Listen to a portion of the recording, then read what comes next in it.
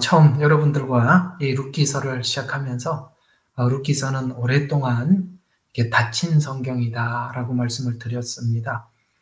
특히 이 룻기서는 그저 금방 오늘 읽었던 이 룻기서 1장 15절과 18절에 대한 우리 신앙 고백 이런 차원에서 사람들에게 많이 알려졌을 뿐, 이 속에서 말하고 있는 그 예언적 교리 이 부분에 대해서는 오랫동안 닫혀 있었고, 우리가 좀 정상적인 복음을 가지고 정상적인 복음을 전하다 보면 룻기가 아주 위대한, 아주 중요한 하나의 예언서라는 것을 우리가 발견하게 될 것입니다. 저번 주에는 이제 오르바 교회는 준비되었습니다라는 이야기를 말씀을 드렸고, 이번 주에 1시간 좀 더 하려고 그러다가 이 내용은 이제 언제 한번 생방송할 때 많이 중복이 될 것 같아서 좀 넘어가고, 우리 다음 15절부터 18절을 여러분들과 함께 하는데, 룻기서에서 가장 중요한 이야기는 1장 15절과 18절 이야기, 또 나중에 또 한 군데 있어요. 근데 이 15절과 18절이 너무 중요해서 아마 이번 1시간은 너무 어렵고, 좀 길게 하면 한 2번 더 해야 될 만큼 이 분량이 많고 여러분들에게 전달할 메시지가 많아서, 오늘은 일단은 이 내용이 어떤 의미를 가지고 있느냐, 이게 저 방향만 좀 잡고 잡는 쪽으로 여러분들과 함께 이 말씀을 전해보려고 합니다. 오늘 금방 읽었던 이 본문은 예언적 관점에서 보면, 특별히 요즘 유행하고 있는 이 대체 신학을 찾아내는데 아주 중요한 단서를 우리에게 제공해 주고 있습니다. 마태복음 25장에 양과 염소의 비유를 여러분 아시죠? 그 양과 염소의 비유는 오늘 금방 읽었던 15절, 그러니까 1장 15절부터 18절을 대입을 시키면 이 양과 염소의 비유는 다른 어떤 것으로도 해석할 수 없는 명확한 이방 민족에 대한 심판이라는 것을 알 수 있습니다. 이방 민족인 우리들이 유대인과 어떻게 접붙임을 받았는지, 그 접붙임을 받았다는 사실을 안 룻은 지금 나오미, 곧 이스라엘에게, 이방인인 우리가 이스라엘에게 어떻게 신앙 고백을 하고 있는지를 쭉 보면은, 이건 뗄 수 없는 관계구나. 왜냐하면은 룻이 나오미와 한 가족이 되었기 때문입니다. 이 가족이라는 말을 기억해 두셔야 합니다. 이 가족, 이 말이 에베소서에 나중에 나오거든요. 그건 여러분들 이제 에베소서 가서 설명을 해드리기로 하고, 그 15절과 18절이 그런 굉장히 중요한 의미를 담고 있다는 것, 일단은 여러분들이 좀 아시면, 이 마태복음, 특별히 이게 양과 염소의 비유는 여러 가지로 이 복음이 흘러가는 전체 방향성을 모르면 이 양과 염소의 비유는 전혀 다른 해석이 됩니다. 또 양과 염소는 우리가 이렇게 생각을 하는데요. 이스라엘은 이렇게 목축업을 하는 나라죠. 특별히 목축업을 하는 나라입니다. 여러분, 요셉이 총리를 할 때 야곱의 가족이 애굽에 올라가서 이렇게 제안을 하죠. 우리는 대대에 목축을 하던 사람들입니다. 그래서 이게 농사를 짓고 있는 애굽 사람들과 이렇게 섞일 수가 없습니다. 라고 제안을 하고, 이 바로는 이 고센이라는 한 지역을 선택을 해서 이 애굽 백성들과 섞이지 않도록 따로 이렇게 살도록 이렇게 배려를 해주었던 것을 아시죠? 그래서 이스라엘은 원래 기본적으로 목축업을 하는 사람들이었습니다. 그런데 이 양과 염소의 비유는 어떤 의미를 가지고 있느냐면, 양과 염소는 낮에는 함께 이렇게 풀밭에서 이렇게 물을 뜯어먹게 해요. 여러분, 우리 한국에는 이 양과 염소가 분명히 다르죠? 염소는 이렇게 뿔이 달렸고, 이렇게, 염소, 보면 바로 알죠? 이건 양이다, 염소다. 근데 여러분 있잖아요. 중동에 가보면 그 양과 염소를 잘 구분을 못해요. 비슷하게 생겨서. 전혀 우리 한국에 있는 염소하고 다릅니다. 그런데 이스라엘 백성들은 양과 염소를 함께 낮에는 방목을 하다가 저녁이 되면 양은 양우리에, 염소는 염소우리에. 이걸 이제 예수님께서 양의 문이라. 그 다음에 저녁이 되면 그 뭡니까? 양의 이름을 하나하나 부르신다. 이런 말씀들이 그 중동의 목축업을 이해하면 이해가 되는데, 중요한 것은 저녁이 되면, 낮에는 함께 있어요. 그러나 저녁이 되면 분리가 된다는 것입니다. 저녁, 언제죠? 주님 오시면 양과 염소가 분리가 된다는 것입니다. 또 하나, 곡식과 가라지 비유도 똑같은 이야기죠. 곡식과 가라지가 함께 자라다가 추수할 때 분리가 되죠. 그러면 자, 우리 하나 굉장히 중요한 것이, 중요한 한 단서를 우리가 제공받을 수가 있는데요. 곡식과 가라지는 세상 사람들과 교회에 있는, 또 양과 염소의 비유도 세상과 교회를 분리하는 것이 아니라 함께 자라고 있는 한 논에 가라지도 있고 곡식도 있다는 것은 한 교회 안에라는 이야기고, 그 다음에 양과 염소의 비유도 전혀 다름이 아니라 함께 두었다가 저녁에 분리한다고 그랬잖아요. 그러니까 이것도 다 교회 안의 심판이라는 것. 그러니까 일단은 우리가 이렇게 설교하고 이렇게 해석하는 것은 무조건 아닌 겁니다. 여러분, 저 세상 사람들은 염소입니다. 세상 사람들은 가라지입니다. 주님 오시면 우리 교회를 하나님께서 구원하실 것이고 세상 사람들은 심판을, 아니요, 전혀 그 얘기 아닙니다. 교회 안의 심판을 이야기를 하고 있습니다. 아셨죠? 절대 이건 아주 중요한 겁니다. 그렇게 설교하면은 이분은 전혀 이게 그 심판에 대한 개념이 없구나, 이렇게 생각하시면 돼요. 이제는 제가 이렇게 좀 세게 발언을 하고 이런 설교는 듣지 마십시오, 이렇게 구분하세요 라는 이야기들은 여러분들한테 좀 제가 좀 해야 될 것 같아요. 그냥 아무거나 들어서는 안 되는 겁니다. 그렇게 설교하는 사람, 이 사람 전혀 복음에 대한 이해가 없고 구원에 대한 이해도, 복음에 대한 이해도, 심판에 대한 이해도, 종말에 대한 이해도 없다라고 그냥 딱 그렇게 단서를, 결정을 내리면 됩니다. 그건 세상과 교회가 아니에요. 교회 안의 심판입니다. 또 이 가라지 그리고 염소 비유는 누구인가를, 누가 가라지냐, 그 다음에 누가 염소냐, 이게 마지막 때 하나님께서 주님이 오셔서 이렇게 분리를 할 때 우리가 모두가 조금 전에도 기도한 것처럼 우리 모두의 소원이 뭡니까? 주님 오셨을 때 주님 앞에 구원을 받는 것, 주님 앞에 서는 거지 않습니까? 물론 우리 구원의, 예수 믿는 목적이 구원 자체는 아니지만 주님과의 관계가 올바로 형성되면 구원은 따라오는 거지 않습니까? 그러나 주님께서 우리에게 주의시키는 것은 구원이 목적은 되지 말라는 것입니다. 이해가 가죠? 너희가 성경에 영생이 있다고 성경을 살피지는 마라. 성경은 영생이 어떻게 하면 영생을 얻느냐라는 원리를 설명하는 것이 아니라 성경은 뭐라고 그랬죠?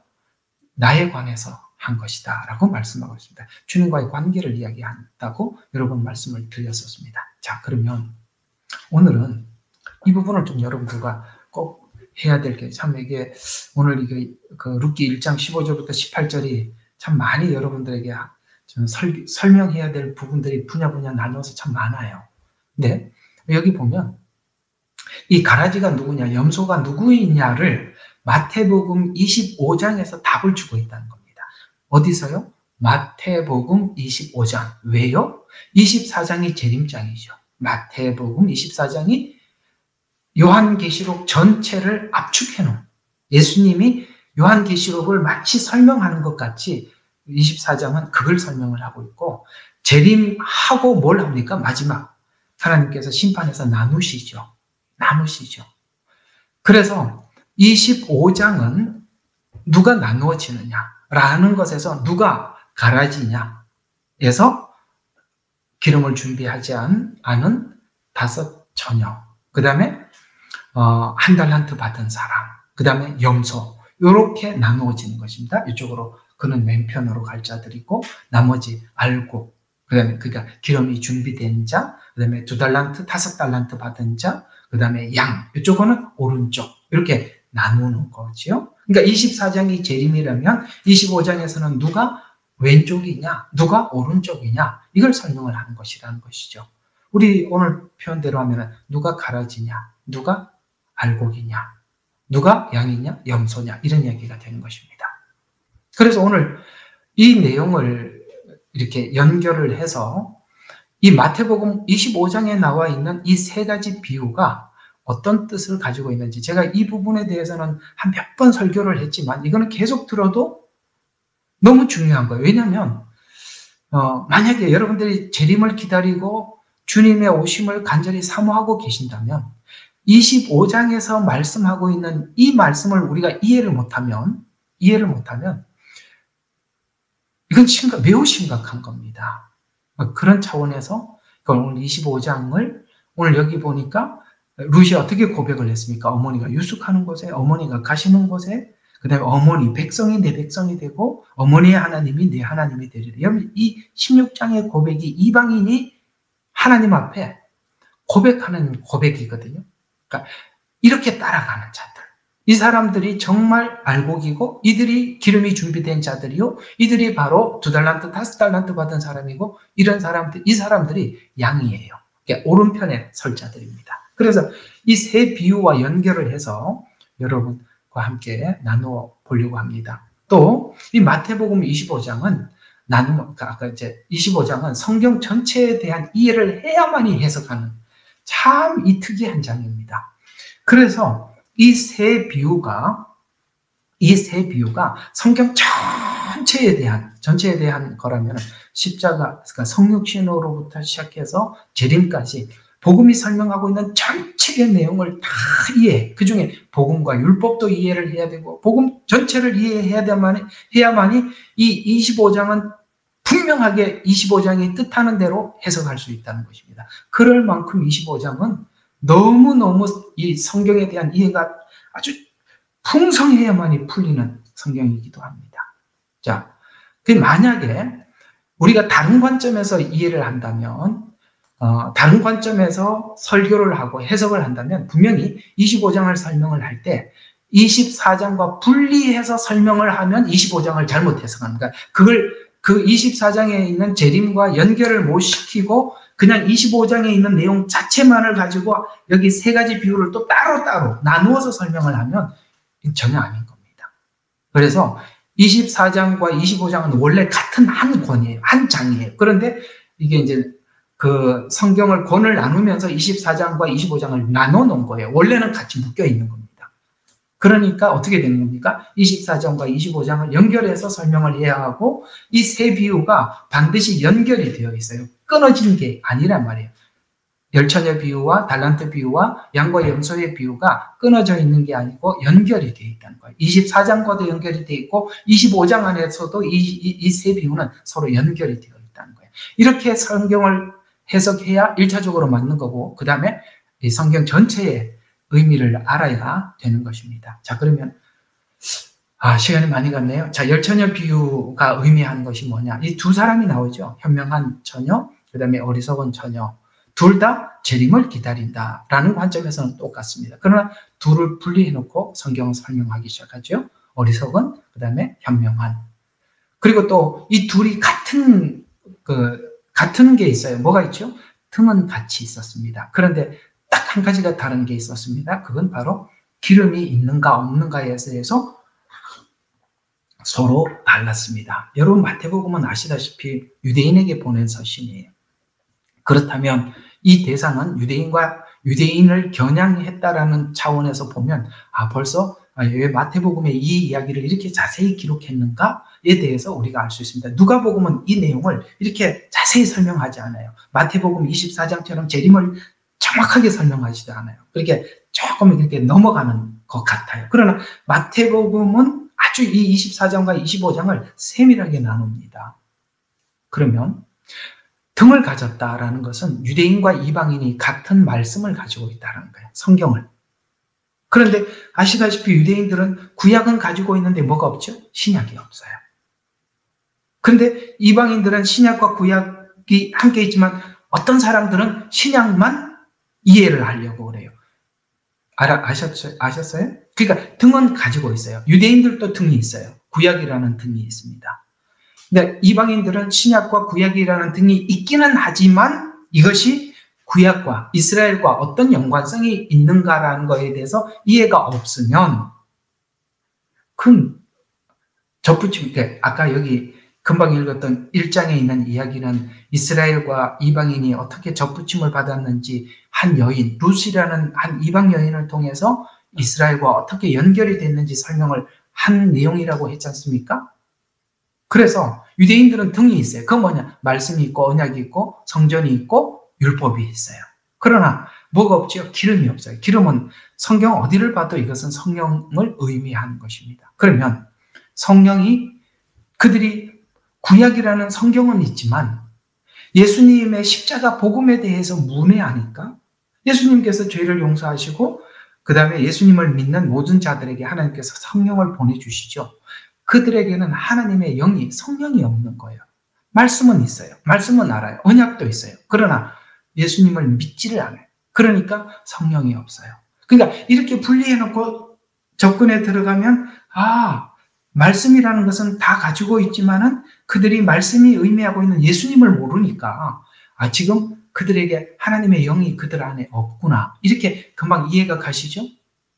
자, 그러면 이들이 등만 있고 기름이 없다는 증거가 뭐냐? 그러면 이걸 좀 해명을 해야 여러분들도 수긍을 할 거 아닙니까?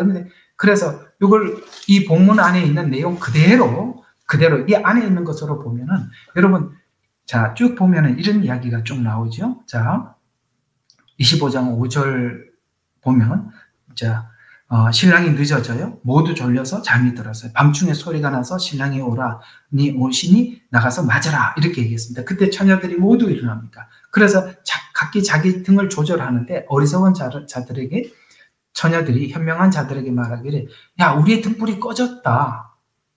그러면서 뭐라고 하니까 너희 기름을 좀 달라고 하는데 여기에서 굉장히 중요한 이야기야. 등불이 꺼졌다. 너희 기름을 좀 달라. 그러나 현명한 처녀들이 대답하여 말하기를 아니라 우리와 너희에게 충분하지 못하니 잘 들어요. 여기서 답이 있어요.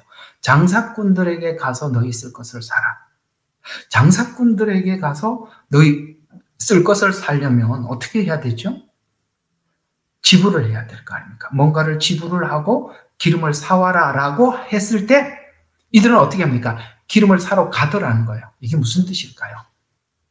만약에 여러분들이 이해하고 있는 복음, 저와 여러분이 이해하고 있는 구원을 위해서 장사꾼들에 가서 기름을 사서 우리가 그 기름을 채워라라고 하면 아닌데 우리는 구원을 값없이 받았는데 하나님의 은혜와 자비로 받았는데 아니 돈을 주고 사라고 우리가 행위 구원? 뭘 해서 구원을 받아? 아닌데 이 복음 그 얘기가 아닌데 우리는 금방 알아차리죠. 그런데 놀랍게도 이들에게는 장사꾼들에게 가서 너희 쓸 것을 사라고 하니까 그들이 기름을 사러 갔어요. 이건 뭘 이야기합니까? 우리가 지금 신약에서 복음 이해하고 있는 복음과 전혀 다른 관점에서 복음을 보고 있는 것입니다. 그런데 주님이 왔을 때 내가 지금 예수 믿어서 믿음이 없고 내 죄사함이 해결되지 않았고 하나님의 성령이 내 안에 들어오지 않았구나. 그때서야 깨닫는 거예요. 그래서 현명한 사람들에게 물었더니 가서 사라. 이건 너와 나 이게 다 쓰기에 부족하다라고 했을 때 그들이 사러 갔다는 것은 아직도 이 구원이 요한계시록의 끝에 보면은 어떤 목마른 자도라 값없이 돈 없이 사라고 하지 않습니까? 이해가 가죠? 값없이. 성경은 에베소서에서 분명히 말씀하고 있습니다. 너희가 은혜로 구원을 받았나니 이는 하나님의 선물이라 이렇게 말씀하고 있습니다. 그래서 사라라고 하였더니 그들이 기름을 사러 간 사이에 신랑이 왔으나 준비하였던 처녀들만 그와 함께 혼인식 이게 어디죠? 요한계시록 우리가 지금 20장인가요? 거기서 지금 보고 있는 혼인식. 그래서 혼인식에 들어가고 문들이 닫혔어요. 그래서 문을 열어달라고 그랬을 때 너희가 누군지 알지 못한다. 이렇게 말씀하고 있었던 거 여러분 아시죠? 그래서 여러분 이 구원은 지금 주님 오셨을 때 구원받고 들림받는 성도들은 주님의 예수 그리스도를 나의 구주로 영접하고 하나님의 영이 우리 속에 있는 사람들만이 구원을 받는 것입니다.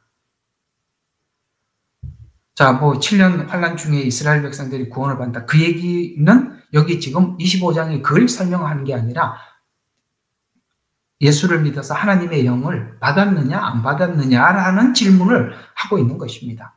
그래서 우리가 이 부분을 이해하려면 이 마태복음의 이 부분을 이해하려면 사도행전에 흐르고 있는 우리에게 전해주고자 하는 중요한 메시지가 뭔가, 그걸 우리가 이해를 하면 이 25장에 있는 열처녀 비유가 확 눈에 들어오는데, 사도행전의 핵심이 뭐냐면 성령 강림입니다.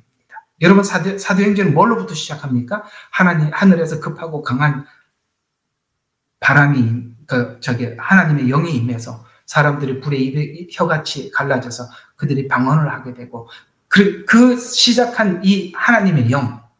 그래서 베드로가 복음을 전했더니 믿는 각 사람에게 성령이 임하더라. 지금 뭘 설명을 하고 있는 겁니까? 지금까지 사도들은 구약을 이해하고 있는 사람들은 율법을 지켜 구원을 받는다라고 이해를 하고 있었어요. 그런데 신약에 와서 사도들이 예수 그리스도의 십자가 복음, 너희들이 십자가에 예수님을 못 박았다라고 했을 때 그들이 가슴을 치면서 어찌하면 좋겠느냐. 그러니까 베드로가 딱 제시하죠. 예수를 믿어라 라고 했을 때 그들이 믿는 각 사람에게 하나님의 성령이 내려오는 것을 사도들 눈에 보게 해주셨어요. 지금은 안 보여요. 사도들에게 왜 보여줬냐? 사도들이 생각이 바뀌어야 하는 거거든요. 율법을 지켜서가 아니라 믿어서 구원을 받는다는 것을 사도들에게 이해시키기 위해서 하나님의 성령이 임하는 것을 그들 눈으로 보게 만들었다는 것이죠. 이게 바로 사도행전이 하고 싶은 굉장히 중요한 이야기예요. 구원은 구약에서는 행위 구원이었으나 지금은 믿는 모든 사람들, 구주로 영접하는 사람들, 메시아로 내 죄를 대속을 믿는 모든 사람들에게 구원의 보증으로 성령을 보내주셨다. 이게 사도행전에서 가장 중요한 이야기입니다. 그거하고 오늘 여기 열처녀 비유하고 연결을 해보니까 풀리죠. 아, 그렇구나. 그들이 복음에 대한, 구약에 대한 이해는 있었지만 예수 그리스도의 죄사함에 대한 이해가 없었구나. 그래서 하나님의 영을 받지 못했구나. 그래서 유대인들도 주님이 오실 날을 기다리고 오늘 교회도 기다리는데 그들은 어리석게 기다리고 있고 우리는 지혜롭게 현명하게 기다리고 있는 것이다. 이런 이야기를 지금 달란트 비유가 하고 있는 겁니다. 어때요? 24장에 있는 종말하고 그대로 연결이 되셨죠? 그래서 이 열처녀 비유의 핵심은 등만 가진 유대인 혹은 이방교회, 그런 자들은 자연스럽게 달란트 비유에서 보듯이 이런 현상이 나타난다. 아시겠어요? 자, 그럼 하나님의 영을 받은 사람, 그 다음에 등은 있는데 뭐가 없어요? 기름이 없는 자들은 이 달란트 비유와 연결을 해서 이런 현상이 나타난다. 주님은 우리 보고 우리 스스로 체크해보라고 달란트 비유를 얘기한 거거든요. 그러면 달란트 비유가 앞에 있는 열처녀 비유와 어떻게 연결이 되는지 한번 연결을 지켜보면 하나님의 영이 있는 사람들과 하나님의 영이 없는 사람들이 이렇게 다르다라는 것을, 자, 달란트 비유는 복음에 대해서 오해한 자들, 곧 율법에 요걸 가지고 로마서에서는 육신에 매여 있는 자들, 그러니까 성경은 있지만 성경을 가지고 율법으로 지키는, 그걸 보고 육신에 매여 있음 이렇게 설명하기도 했어요. 로마서에서 육신에 매여 있는 사람들. 그래서 이 한 달란트, 그러니까 2달란트, 5달란트는 연구할 필요가 별로 없어요. 이 한 달란트만 정확하게 알고 있으면 이 2달란트, 5달란트와 뭐 어떻게 다른지 그냥 바로 이렇게 드러나는 거니까. 자, 보면은 한 달란트 받은 사람이 한 말을 들어보세요. 주인은 굳은 사람이다. 그래서 내가 이 한 달란트를 묻어두었습니다. 라고 굳은 사람이라고 말을 하고 있습니다. 주님께서 주신 복음을 그걸 가지고 뭘 한 게 아니라 묻어버렸다는 거예요.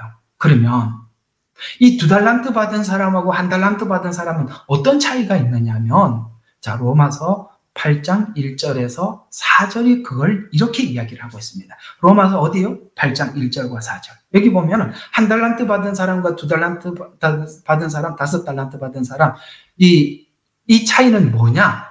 자, 이렇게 얘기하고 있어요. 로마서 8장 1절과 4절에 보면, 그러므로 이제 그리스도 예수 안에 있는 자들은 결코 정죄함이 없다라고 이해하고 있는 사람들은 복음을 받은 사람들이고, 이 복음을 받은 사람들은 2달란트하고 5달란트 받은 사람처럼 이 복음을 받은 즉시 가서 장사를 하더라. 이게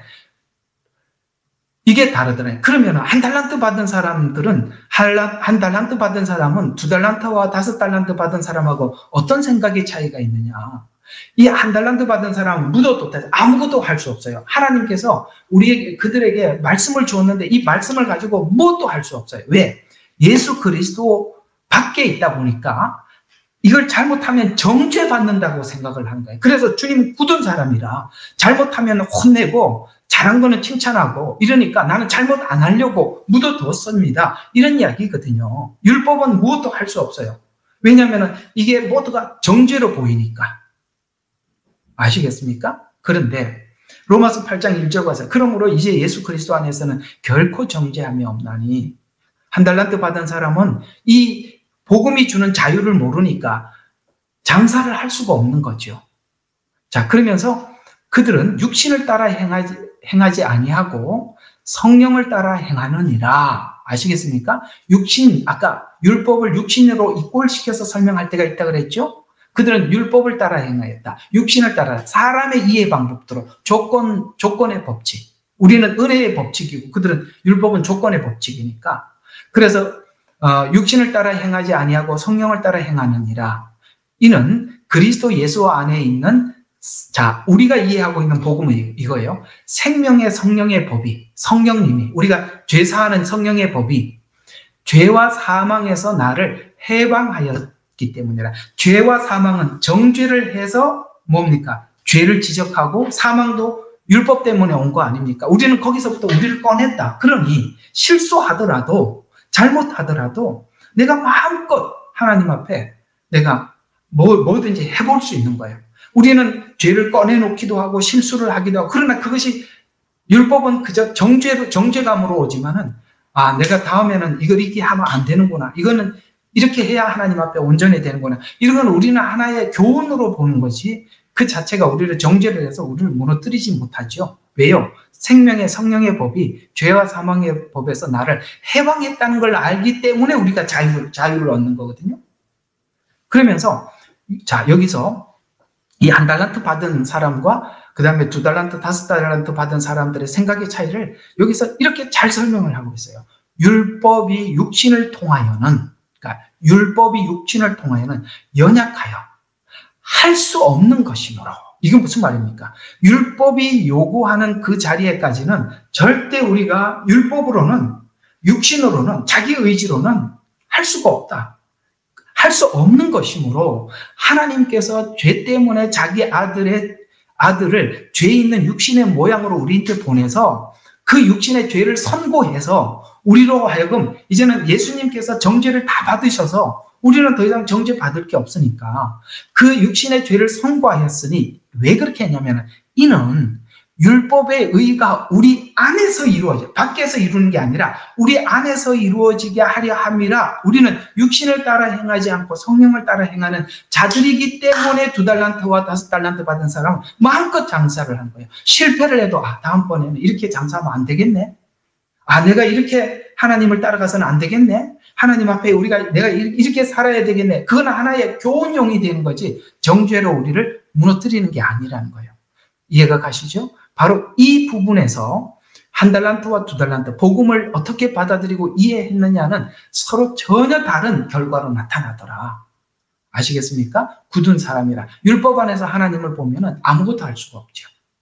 자, 그 다음에 계속 이어서 로마서 8장 5절과 8절은 이 이야기를 계속 이렇게 이어서 갑니다. 육신을 따르는 사람은, 다른 말로 율법을 따라 살아가는 사람들은 육신의 일들을 생각하니 성령을 따르는 사람들은 성령의 일들을 생각하느니라. 육신적으로는 생각하는 것은 사망이나 영적으로 생각하는 것은 생명과 화평이니라. 아멘입니까? 계속 살리더라는 거예요. 그리고 화평.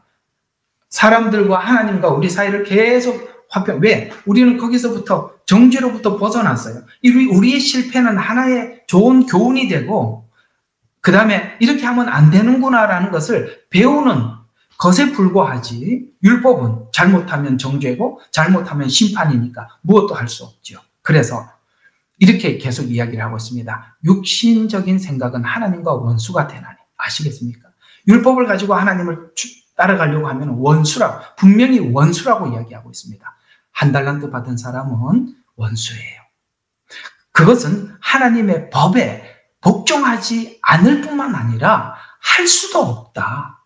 아시겠습니까? 그러니까 묻어둔 거예요. 하나님은 엄한 사람이라 법으로 집행하는 분이라 심판자라 이렇게 생각하니까 아무것도 할 수 없죠. 잘못하면 심판하니까 잘못 안 해야 되잖아요. 그러니까 묻어둘 수밖에 없었던 거예요. 그래서 그러므로 육신 안에 있는 사람들은 하나님을 기쁘시게 할 수 없느니라. 한 달란트 받은 사람, 여기 8장 1절과 8절에서 그대로 우리에게 잘 이해가 되도록 설명해 주고 있어요. 자, 그래서 복음을 전해받은 이방인과 유대인들, 오늘 조금 걸리더라도 다 합시다. 이방인들이 우리는 구약복음과 신약복음에서 구약복음은 율법, 사망의 법, 율법을 이룰 수 없는 법. 그러니까 율법은 하나님께서 주신 율법을 의로 이룰 수 없는 법이라고 이해하고 있고, 그 다음에 신약복음은 뭡니까? 생명의 법이고, 그 다음에 성령의 법이며, 율법의 의를 우리 안에서 이루어져. 우리 마음의 자유의지 안에서 하나님 앞에 자발적으로. 그게 로마서에서는 어떻게 나옵니까? 죄 앞에 서서 우리가 어떻게 고백합니까? 이렇게 고백한다고 그랬죠. 우리가 결코 네가 그렇게 죄를 지어도 되느냐? 결코 그럴 수 없느니라. 우리가 우리 마음으로부터 죄를 거부하는 사람이 돼요. 그래서 율법의 의를 이루는 것이죠. 그래서 이렇게 지적하는 것입니다. 복음을 오해한 한 달란트는 마태복음 25장 41절, 그러니까 주여 주께서는 엄격하신 분입니다. 심지 않은 데서 거두고. 이건 무슨 말입니까?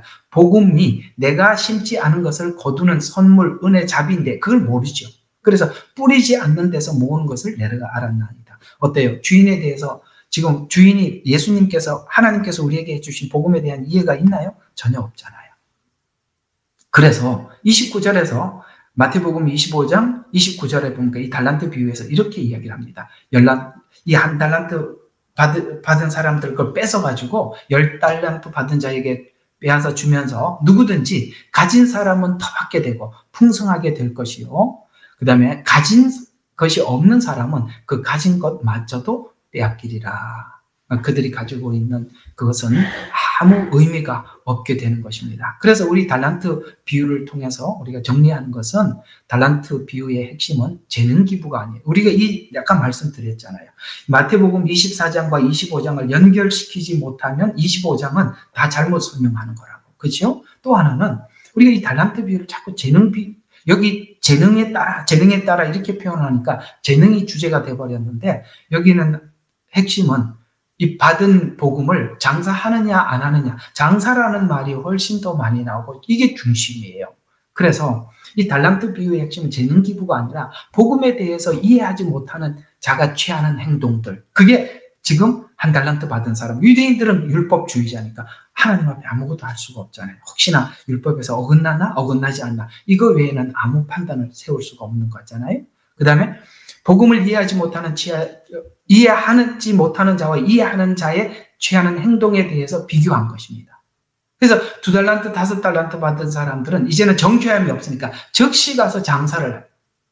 그래서 이 2달란트와 5달란트 비유를 받은 사람들의 비유를 우리에게 좀 더 분명하게 이해시켜주는 내용이 보화 비유와 진주 비유입니다. 보화 비유와 진주 비유의 특징이 뭡니까? 지나가다 보화를 발견하고 진주를 발견했을 때 그가 즉시 가서 자기 소유를 팔아서 밭을 샀느니라. 자기 소유가 뭘까요? 단순히 우리가 집 팔아서 복음을 받았다라는 이야기가 아니라 자기 소유는 뭐라고 생각합니까? 우리 자유의지입니다. 우리 자유의지를 하나님 앞에 내어드리는 것입니다. 그리고 하나님의 말씀을 얻기 위해서 내 걸 내놓는 것입니다. 이게 장사 아닙니까? 그게 바로 십자가의 죽음. 내 걸 내놓는 것은 내가 내 예수 안에서 내가 죽는 것입니다. 그게 내어놓는 것, 내 걸 파는 겁니다. 그런데 하나님 것을 얻는 것은 뭘까요? 바로 내 의지를 내려놓고 하나님의 말씀을 받아들이는 겁니다. 하나님의 말씀을 받으려면 어떻게 됩니까? 내 것부터 먼저 내놔야죠. 이게 그래서 2달란트, 5달란트 받은 사람은 이 복음이 주는 얼마 강력한 은혜, 이걸 알기 때문에 자기 걸 다 내려놓을 수 있는 거예요. 십자가의 죽음과 부활의 은혜가 뭔지 알기 때문에 할 수 있었던 것입니다. 그래서 이 1달란트와 2달란트, 5달란트는 네가 예수 믿고 성령을 받았느냐? 앞에 있는 이야기하고 연결을 해볼게요. 앞에 있는 열처녀 비유는 예수 믿고 성령을 받은 자와 받지 못한 사람에 대한 구분이에요. 그러면 성령을 받은 사람은 분명히 현장에서 달라진다는 거죠.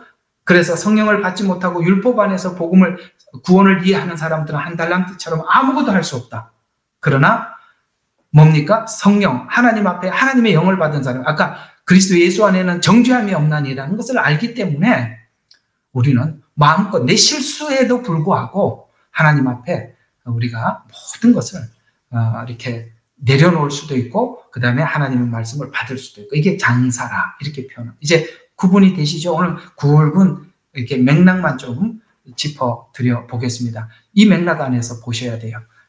좀 죄송합니다. 아무튼 시간이 좀 지났더라도 이 양과 염소의 비유가 오늘 이 내용과 그 룻기 1장 15절과 18절이 이렇게 연결되는 거니까 이걸 끊어버리면 또 안 되니까 양과 염소 비유까지 다 하고 맞춰보도록 할게요.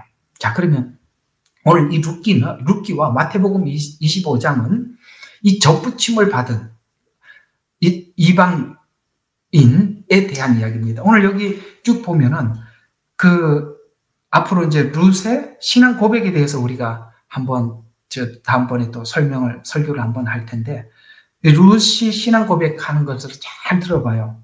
어머니의 하나님이 내 하나님이에요. 이스라엘의 하나님이 이방 교회의 우리의 하나님이세요. 맞죠? 어머니의 하나님이 내 하나님이에요. 그 다음에 죽음 이외에는 끊어놓을 수 없다. 어머니가 가는 곳에 나도 가고, 어머니가 어디를 갑니까? 양과 염소의 비유를 보니까 옥에 갇힙니다. 여기 그렇게 나오잖아요. 목마르지요? 그 다음에 병들었습니다. 여러분, 이스라엘은 하나님의 언약을 이루는 과정 안에서 수많은 고통을 함께 당했습니다. 그래서 참 이걸 보면, 양과 염소의 비유를 보면 하나님께서, 사단은 이 마지막 때 이 양과 염소의 비유를 조명해보면, 이스라엘과 떨어뜨리기 위해서 이 기독 역사 속에 얼마나 많이 사단이 간섭했는지 몰라요. 절대 이방 교회는 홀로 하나님 앞에 아무것도 할 수 없습니다. 왜냐? 오늘 이 룻의 고백을 보세요. 어머니의 하나님이 내 하나님이지 원래 이방인의 하나님이 아니었어요. 그래서 이 종말론적으로 보면은 이 내용이 참 신비하고 이렇게 예언적으로 중요한 위치를 차지하고 있었구나라는 것을 알 수 있듯이, 오늘 이 본문을 보면서 우리가 느끼는 것이, 이 마지막 때 이스라엘과 연합하는 교회가 있는가 하면 이스라엘과 헤어지는 교회가 있구나. 오르바 교회, 저번 주에 말씀을 드렸던 룻이 이스라엘을 따라갔다면 오르바는 헤어지죠. 그 가족이 되었음에도 불구하고 끊어졌습니다. 그래서 양과 염소의 비유는 구약에 나타난 이방 교회의 심판을 종합적으로 예언한 것입니다. 양과 염소의 비유는 구약의 이방인 심판이 이스라엘 관계에서 일어나고 있다는 것을 성경에는 구약 성경에 많이 이스라엘에게 너희가 이방인들 심판할 때 너희가 이스라엘에게 이러이러해서 심판하시겠다라는 말씀은 너무 많이 등장을 해요. 대체신학으로 구약의 눈을 가리는 오르바 교회를 이게 룻기가 이미 예언해 두었다는 것이 신비로운 이야기입니다. 그래서 우리가 대체신학의 눈을 닦고 씻고 구약을 본 룻의 교회의 차이는 이스라엘과 연합과 거부에서 나타나는 것입니다. 그래서 이방인이 어떻게 이스라엘과 연합했는지, 룻이 나오미를 본 후, 룻이 나오미와 함께 가족이 된 후 고백하는 신앙 고백은 이방인이 어떻게 하나님을 알게 되었고 약속의 동참자가 되었는지를 앞으로 이제 룻기 내내 어떻게 룻이 오르바의 지시를 듣고 이삭을 줍다가 그 다음에 보아스를 만나고 결혼을 하고 오벳을 낳고 이새를 낳고 다윗왕을 낳고 이걸 이제 이렇게 쭉 연결해 들어가려고 하는 것입니다. 어떻게 접붙임을 받게 되었는지, 어떻게 가족이 되었는지, 그리고 이스라엘에게 어떤 기쁨을 주었는지 이방 교회가, 그걸 이제 성경은 쭉 설명을 하려고 하는 것입니다. 라합 아시죠? 그도 역시 이방 여인이었죠. 룻도 이방 여인이었습니다. 자, 그건 왜 여인이냐? 그거는 좀 시간이 없으니까 지나가고, 그러면 이 내용을 오늘 여기 이방 교회에 접붙인 이야기를, 제가 이 룻기서를 알면 에베소서가 열린다고 했죠. 그 에베소서에서 한번 살펴보도록 하겠습니다. 에베소서 2장 11절 한번 보시겠습니까? 자, 에베소서 2장 11절.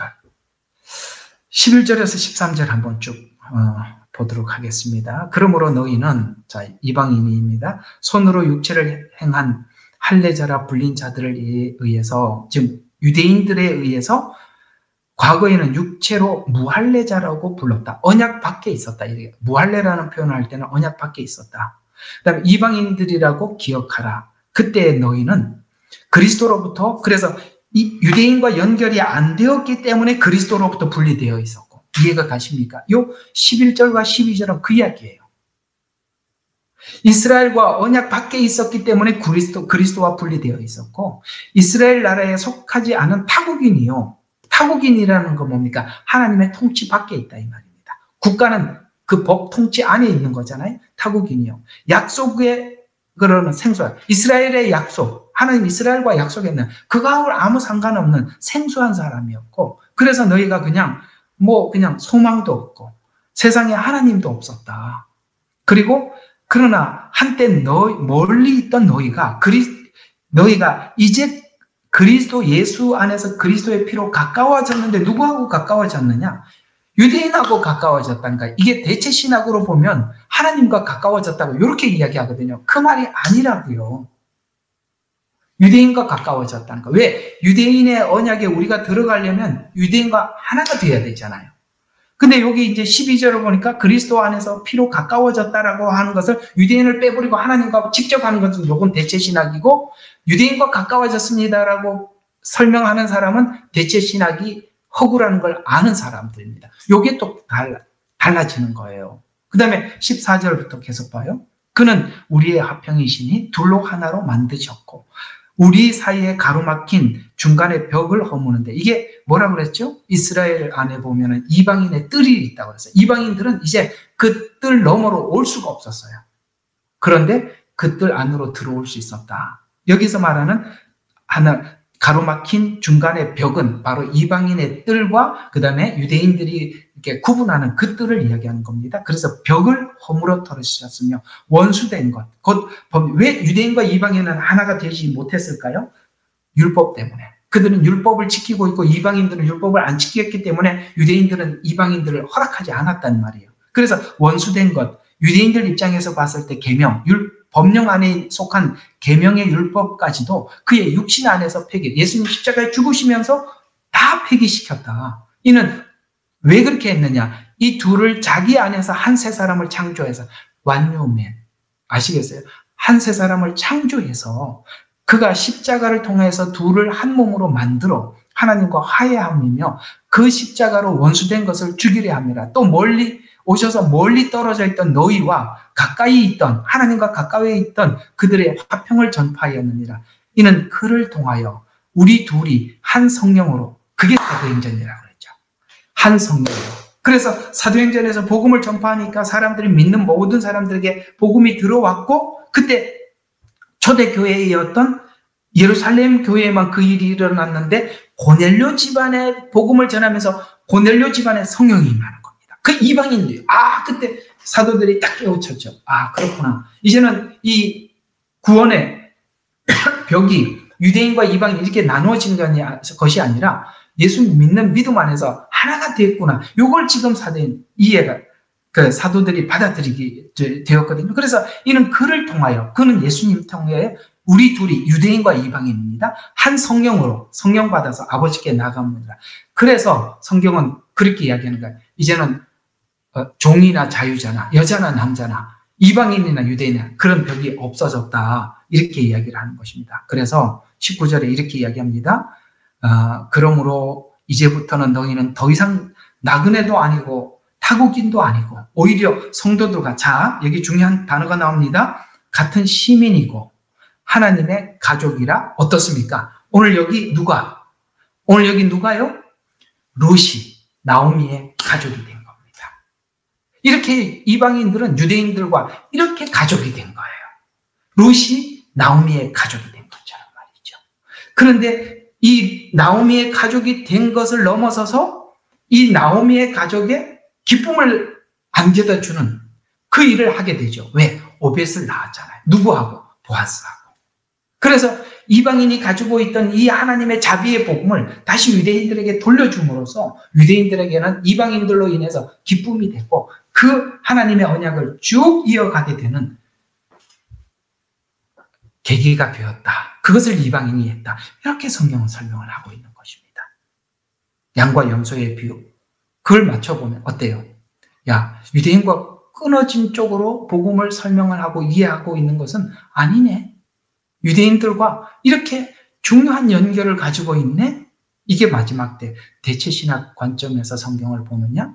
아니면 이 대체신학이 사단이 만들어 놓은 아주 악랄한 허구구나라는 것을 아는 교회. 왜 그러면 누구는 알아차리고 누구는 못 알아차릴까요? 늘 말씀드렸지만 신학을 중심으로 성경을 보기 시작하면 안 보여요. 그러나 우리는 다 마음을 내려놓고 그저 성경을 성경 안에서 성경을 해석하기 때문에 이게 보이는 겁니다. 이 이야기들은 여러분들에게 여러 번 강조한 바가 있으니까 더는 설명하지 않겠습니다. 자, 오늘 룻기 1장을 가지고 마태복음 25장에 있는 내용들과 한번 연결을 시켜서 우리가 유대인과 어떻게 하나가 되었는지, 오늘 이 룻이 어떻게 신앙 고백을 했는지, 이거는 이제 다음 주에 이 신앙 고백 문제를 한번 다루도록 하겠습니다만, 이 내용이 여러분들에게 성경 전체를 보는 눈을 띄우는 참 중요한 자료가 되었으면 좋겠습니다. 오늘은 여기까지 하죠. 기도하겠습니다. 하나님 감사합니다. 오늘 저희들은 룻기의 중요한 이야기를 지나가고 있습니다. 지난날 우리의 신학 발전 과정을 쭉 돌아보니 사단이 놀랍게도 이렇게 긴 시간, 이렇게 많이 우리의 눈을 가리기 위해서 유대인과 이방인을 가르려고 애를 써왔다는 것을 볼 수 있습니다. 주님, 우리는 그 아버지 하나님 가로막힌 눈꺼풀을 제거하고 그 비닐을 벗고 아버지 하나님 복음이 말씀하고 있는 그 복음 그대로 성경 말씀을 우리가 이해하고 받아들여서 우리가 복음이 말하는 그대로 주님을 믿고 따르는 우리 모두가 되도록 하나님께서 인도하여 주옵소서. 예수님 이름으로 기도합니다. 아멘. 예레미야의 눈물은 시대에 맞는 말씀 선포와 변질되지 않은 순수 복음을 외치고 있습니다. 함께 연결되어 하나님께 예배드리며 이 마지막 때에 하나님께 쓰임받길 원하시는 분은 카카오 채널로 연락주시면 연락드리도록 하겠습니다. 고정 댓글에 채널 경고와 착제에 대비한 예비 채널과 제2채널 링크를 올렸습니다. 이 채널 또한 구독 부탁드리겠습니다. 감사합니다. 우리는 역사상 가장 중요한 시점을 지나고 있습니다. 하나님께서는 하나님의 일을 하시기 전에 사람을 준비시키셨음을 우리가 알고 있습니다. 하나님 말씀은 마지막 때에 대추수, 대부흥의 때가 있다고 분명히 예언하고 있습니다. 아멘. 하나님의 말씀이 그대로 성취될 것을 믿습니다. 예레미야 눈물은 잠자는 교회와 영혼을 깨우기 위해 노력하고 있습니다. 이 가슴 뛰는 일에 함께 하길 원하시는 분은 카카오 채널로 연락 주시기 바랍니다. 당신은 위대한 하나님의 사람입니다.